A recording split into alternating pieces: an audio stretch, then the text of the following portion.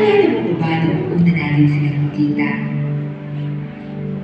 Hindi pa ako kapatid noon, pero tanda ko pa kung paano kahit unang beses ko palang marinig yung kanilang awit at mapanood ang kanilang mga intak.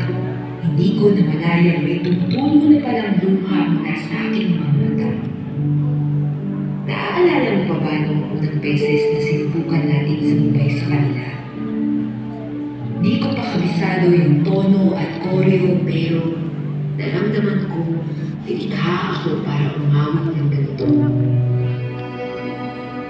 Yun din yung unang beses na nakaramdam ako ng kakaibang gaan sa kalooban na hindi ko maipaliwanag.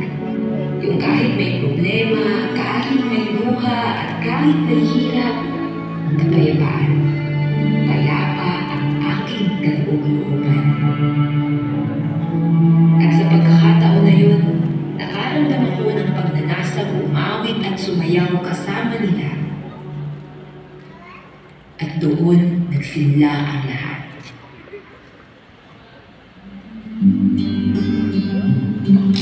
Pagkatapos, natutunan natin kung ano ba ang nakapaloob sa pagiging mga awit at mananayaw sa Iglesia Roots. Yung kahit ang daming hadlang, ang daming sumusubok sa awat tulong ng Diyos, natutunan pa rin natin ang tamang pagganap ng ating mga tungkulin.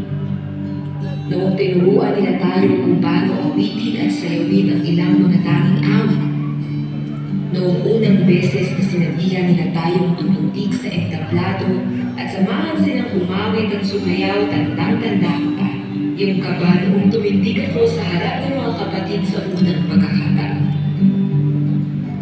Ang unang beses, nasundan ng marami pa, na hindi ko na mabilang sa kamay kong ilan. Pero sa totoo lang, yung kaba, kahit kailan hindi nabawasan. Hanggang ngayon, kumakabog pa rin ang dibdib ko kapag dedestino na. Pero siguro nga, yung kaba na yun yung nagpapaalala na sa bawat pagkakataong nagdaan at darating, Diyos lang ang nagtawid at magtatawid sa atin.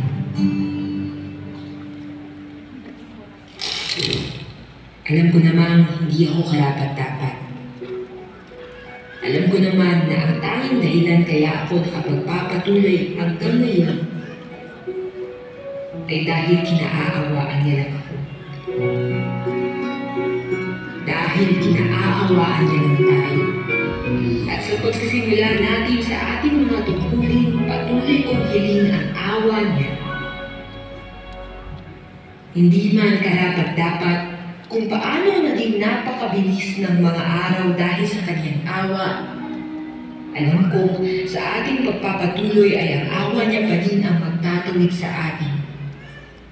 Patuloy kong hiling na hanggang sa dulo tayo ay magpapatuloy ng sama-sama at loobin nawa ng Panginoon na tayo pa rin hanggang sa walang hanggan.